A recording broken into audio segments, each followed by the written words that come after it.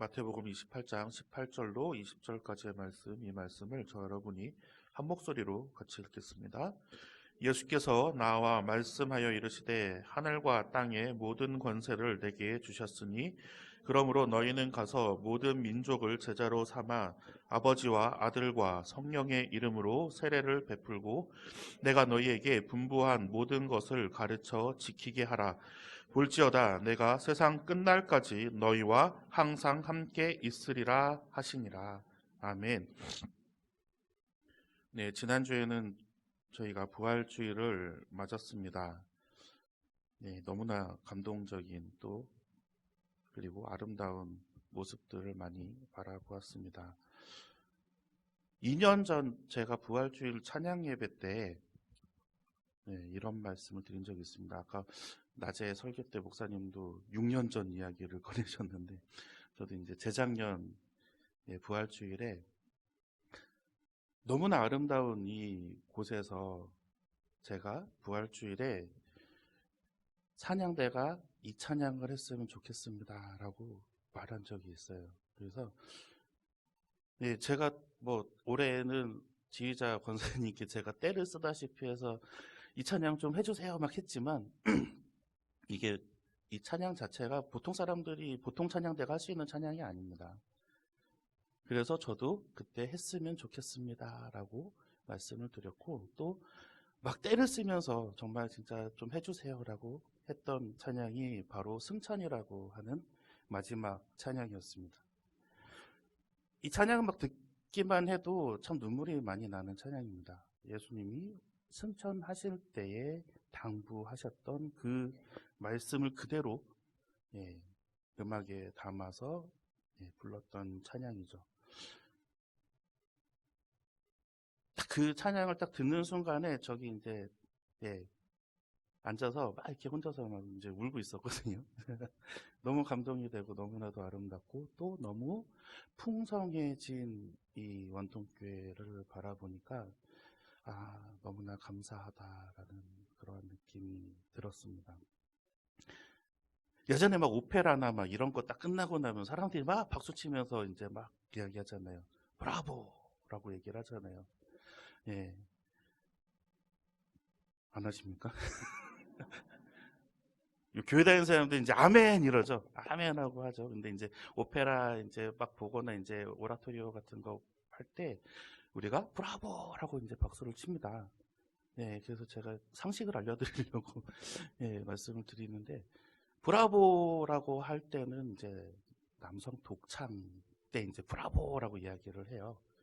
그러면은 이제 이번 같이 지난주 같이 이렇게 콰이어가 찬양대가 남녀 혼성 찬양대가 와서 막 찬양이 딱 끝났어요. 그러면 우리 뭐라고 할까요? 브라비라고 합니다. 브라비. 사람들이 많거나 남자 여자 같이 있거나 할 때 또 이제 그러면 여자 독창은 뭐라고 할까요? 브라바라고 합니다. 그래서 혹시나 나중에 이제 공연 보러 가실 때 사람들 이렇게 막 했는데 막 소프라노 조수미 씨가 나와가지고 막 이제 공연 딱 끝났는데 공연 딱 끝나고 박수 치면서 와 브라보 이러시면 안 돼요. 브라바라고 해주시면 배운 사람이구나 라고 이제 이야기를 합니다. 우리는 뭐라고 해요? 그러면 아멘이라고 하면 됩니다. 예수님이 이제 승천하시면서 우리에게 당부하시는 이 말씀 중에 마지막이 뭐냐면 내가 세상 끝날까지 너희와 항상 함께 있으리라 라고 이야기해요. 근데 이 말씀이 너무나도 감동이 되는데 이 감동의 말씀을 우리가 곱씹다 보면 하나님, 예수님, 성령님은 태초부터 지금까지 우리를 떠나신 적이 한 번도 없으신 것 같아요. 에덴 동산에서도 하나님이 그들과 함께 계셨고요. 아브라함, 이삭, 야곱을 거쳐서 이제 모세에 이르기까지 하나님이 떠나시지 않으십니다. 또 이스라엘 왕조를 거쳐서 예수님이 함께 하시고요. 예수님이 하늘로 올라가시면서 우리에게 무엇을 주셨습니까? 보혜사 성령님을 우리에게 보내시고 가셨습니다. 창세기 26장 3절과 4절의 말씀을 우리가 한번 같이 읽어보려 합니다. 함께 읽겠습니다. 이 땅에 거류하면 내가 너와 함께 있어 내게 복을 주고 내가 이 모든 땅을 너와 내 자손에게 주리라. 내가 내 아버지 아브라함에게 맹세한 것을 이루어 내 자손을 하늘의 별과 같이 번성하게 하며 이 모든 땅을 내 자손에게 주리니 내 자손으로 말미암아 천하 만민이 복을 받으리라. 아멘. 하나님께서 이삭에게 하신 언약이에요. 이삭은 자식이 많았습니까? 아니요. 딸랑 둘이에요. 쌍둥이. 하나님께서 언제 이걸 이루어 주십니까? 네. 출애굽 이후에 200만이 넘는 어마어마한 민족을 이루고 난 이후에 그 땅을 하나님께서 내어주십니다. 어마어마한 막 피지컬에 정말 진짜 이쪽에 그 이남훈 집사님이나 전한규 성도님 같이 이렇게 막 덩치가 이런 근육이 막 이런 사람들을 다 제치고 다 물리치고 가나안으로 들어가죠. 그때부터 살았던 사람이 볼 때는 이거는 정말 소름 끼치는 일인 거죠. 이삭이 가나안으로 들어갈 때까지 살아 있었다고 하면 아마 놀래 자빠졌을 거예요. 우리 가족은 넷밖에 없었는데 이삭은 가족이 넷이었어요. 이삭, 리브가, 에서, 야곱, 끝. 심지어 이삭은 부인이 하나밖에 없었거든요. 얼마나 단촐한 가족입니까? 4명 있는 가족인데 하나님이 이런 언약을 해주세요. 이삭과 같은 믿음이 없으면 이건 믿지도 않죠.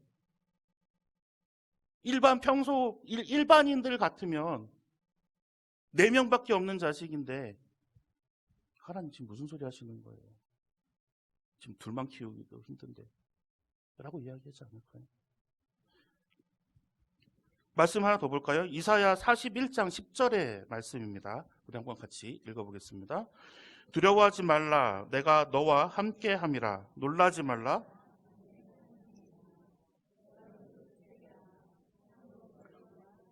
참으로 나의 의로운 오른손으로 너를 붙들리라.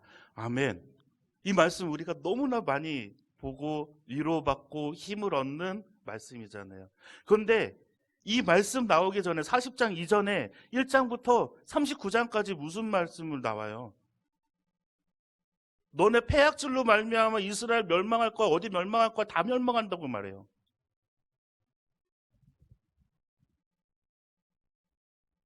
온갖 겁은 다 준 다음에 너희들이 멸망할 거라는 그 선포가 끝나고 난 다음에 이 말씀이 나오는 거예요. 그래도 내가 너희와 함께 하겠다. 너희가 멸망하더라도 나는 너희를 버리지 않는다. 무너지더라도 예루살렘 성전이 그리고 예루살렘 성이 무너지더라도 나 여호와는 너희들을 끝까지 버리지 않겠다 하는 것이 하나님의 약속입니다. 그 결국에는 70년 이후에 다시 회복하자. 왜 그럴까요, 하나님은 왜 그렇게 끝까지 잡으시고 붙드시고 끝까지 이들을 데리고 가시려고 그럴까요? 옛날에 홍수 때처럼 갈아엎고 다시 시작해도 괜찮지 않을까요? 하나님께서는 충분히 그럴 만한 능력도 있으시잖아요.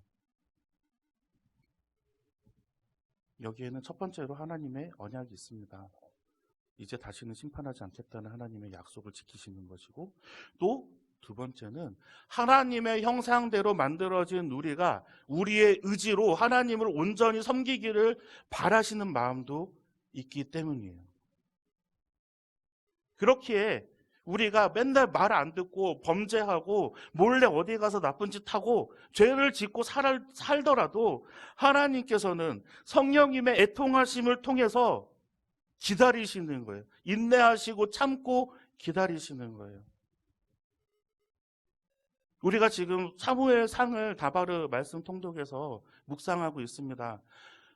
사울을 왕으로 삼은 것을 후회하셨더라도 그 생명이 끝날 때까지 하나님께서 그를 놓지 않고 계시는 것은 돌아올 수 있기 때문에 그래요.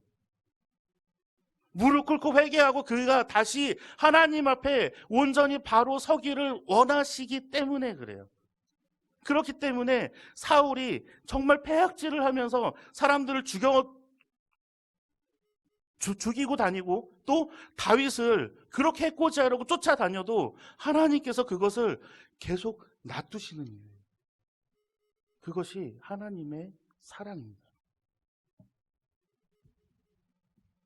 하나님께서 그렇게 끝까지 함께 하시기로 결심하셨던 그 의지는 이제 예수님께도 적용이 되고 있어요. 예수님께서는 우리에게 항상 함께 하신다는 약속에 우리에게 더해서 우리에게 추가로 주시는 것이 있어요. 첫 번째로는 하늘과 땅의 권세로 우리의 함께 하시는 겁니다. 마태복음 28장 18절의 말씀을 우리가 한번 같이 읽어보겠습니다. 예수께서 나와 말씀하여 이르시되 하늘과 땅의 모든 권세를 내게 주셨으니 아멘. 하늘과 땅의 이제 모든 권세를 가지고 우리와 함께 하시는 예수님이신 거예요. 이전에는 하늘의 크고 비밀한 일들을 우리에게 알려주셨어요. 하지만 이제는 하늘과 땅의 모든 권세를 가지고 있으면서 너희에게 명령하시는 거예요. 위치가 달라졌습니다. 이제는 알려주시는 게 아니라 이제는 명령하시는 예수님이 되신 거예요. 자, 요한복음 13장 34절의 말씀을 우리가 한번 같이 읽어보겠습니다. 새 계명을 너희에게 주노니 서로 사랑하라. 내가 너희를 사랑한 것 같이 너희도 서로 사랑하라. 아멘. 이 명령입니다. 하나님께서 예수님께서 얼마나 너희를 사랑하는지 깨닫는 순간 너희는 서로 사랑할 수 있다. 하나님이 이 세상을 이처럼 사랑하사라고 얘기하잖아요. 이처럼 사랑하사 라고 이야기하는 그 사랑을 너희가 깨닫는 순간에 너희는 서로 사랑할 수 있다. 누구를 사랑해요? 그러면 원수까지도 사랑할 수 있는 마음이 생기는 것이죠. 이게 안 돼요. 근데 솔직한 마음으로 원수를 사랑할 수 있는 마음은 우리 안에 없어요. 그렇기에 손양원 목사님이 참 이상해 보이고 또 예수님이 십자가에서 저들을 사하여 주시옵소서라고 말씀하시는 것이 너무나도 대단해 보이는 거예요. 우리는 그러할 마음이 없기 때문에. 하지만 예수가 걸어간 길을 우리가 따라가려고 노력하는 모습이 필요한 겁니다. 우리는 원수를 사랑할 마음이 없어요. 성령님께서 우리 마음을 감동시키지 않으시면 그 마음을 가질 수가 없어요. 왜? 인간이 그렇게 만들어져 있기 때문에 그래요. 자신을 죽이고 있는 사람들에게 용서를 구하는 예수님의 모습이 있잖아요. 누가복음 23장 33절, 34절 상반부에 보면은 아버지 저들을 사하여 주옵소서 자기들이 하는 것을 알지 못함이니이다 라고 이야기합니다. 막 손이 찢어져가는 그 고통 속에서 가시면류관이 박혀서 피가 철철 나는 상황에서 십자가를 메고 가다가 채찍이 너무 많이 맞아가지고 피투성이가 된 모습에서 고통에 몸부림치는 것이 아니라 하나님께 저들의 죄를 사해달라고 구걸하고 있어요. 애걸하고 있어요. 하나님의 진노가 그들에게 미쳐지지 않도록. 우리는 그러한 마음이 없어요. 우리에게는 그러한 마음이 없어요. 그러한 마음을 달라고 계속 기도해야 되는 것이 우리예요.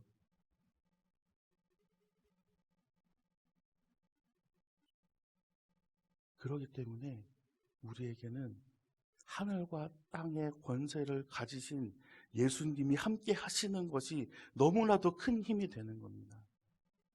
두 번째는요, 천국 백성으로 삼을 수 있는 능력을 우리한테 주신 거예요. 우리 오늘 말씀 19절의 말씀 우리가 한번 같이 읽어보겠습니다. 그러므로 너희는 가서 모든 민족을 제자로 삼아 아버지와 아들과 성령의 이름으로 세례를 베풀고. 아멘. 아버지와 아들과 성령의 이름이면 이제 다른 과정 없이, 다른 어떠한 절차 없이 제사장에 가서 보이지 아니하고도 하늘나라의 백성이 된다라는 것이죠. 이것이 얼마나 큰 파격인지 모릅니다. 또 어떤 것이 파격일까요? 모든 민족을 제자로 삼는 것도 파격이에요. 온 세상을 지으신 하나님께서 이스라엘을 택하셔서 이스라엘을 들어서 세우셨잖아요. 그런데 이 이스라엘은 그것으로 인해서 자만이 넘쳤어요. 우리만 구원받는다. 나머지는 다 뭐라 그래요? 이방인이라고 이야기하잖아요. 할례도 받지 않은 이방인, 너희는 구원받지 아니한 자들. 그런데 이것을 예수님께서 깨버리셨습니다. 어떤 예수님이죠? 죽음도 이기신 예수님이고. 죽었다 살아난 사람들은 성경에 많이 있습니다. 하지만 스스로 살아난 사람은 예수 그리스도가 유일합니다. 살려냈다와 살아났다라는 것은 분명히 달라요. 숱하게 살아난 모든 사람들은 예수 그리스도가, 사도 바울이, 아니면 베드로가, 아니면은 엘리야가 살려낸 것이죠. 누구를? 하나님의 권능으로.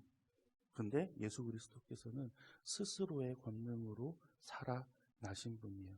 이 예수님이 이제 선포하시는 거예요. 모든 민족을 제자로 삼아서 아들과 아버지와 성령의 이름으로 세례를 베풀어라. 그러면 그들이 다 구원을 받을 것이다. 이 말씀의 근거가 어디 있냐면 요한복음 14장 6절에 있습니다. 우리 한번 같이 읽어보겠습니다. 예수께서 이르시되 내가 곧 길이요 진리요 생명이니 나로 말미암지 않고는 아버지께로 올 자가 없느니라. 아멘. 예수님께서는 공생의 기간에 이 말씀을 분명히 선포하셨어요. 나로 말미암지 않고는 아버지께로 올 자가 없느니라. 이제 너희들은 나를 통해서 이제 구원을 받을 수 있다.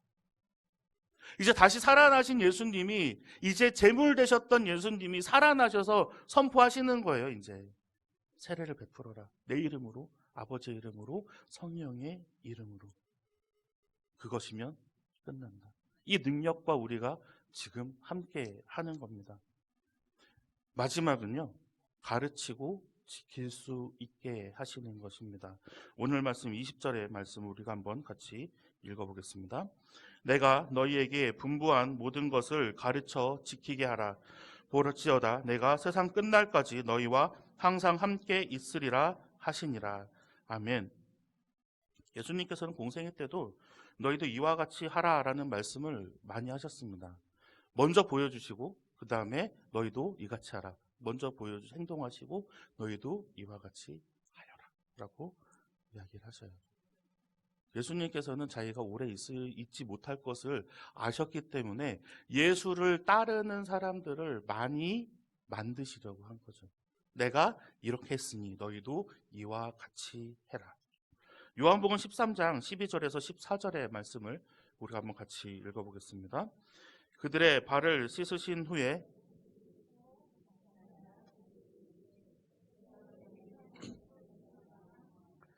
너희가 나를 선생이라 또는 주라 하니 너희 말이 옳도다. 내가 그러하다. 내가 주와 또는 선생이 되어 너희 발을 씻었으니 너희도 서로 발을 씻어주는 것이 옳으니라. 아멘. 발을 씻기시는 그러한 예수님 본을 보이신 거죠. 지금에서야 발 씻어주는 게 무슨 대수로운 일이겠지만, 이때에, 이 시대에 발을 씻는다는 거 농가 노물에 다 묻어 있습니다. 샌들을 신고 다니고 또 도로가 정비가 되어 있지 않기 때문에 우리가 맨발로 저 밭에 걸음들 사이로 우리가 하루 종일 뛰어다녔다가 들어오는 그러한 발의 모양과 비슷할 것 같습니다. 대부분 그래서 발은 종이 노예가 시켜줬죠.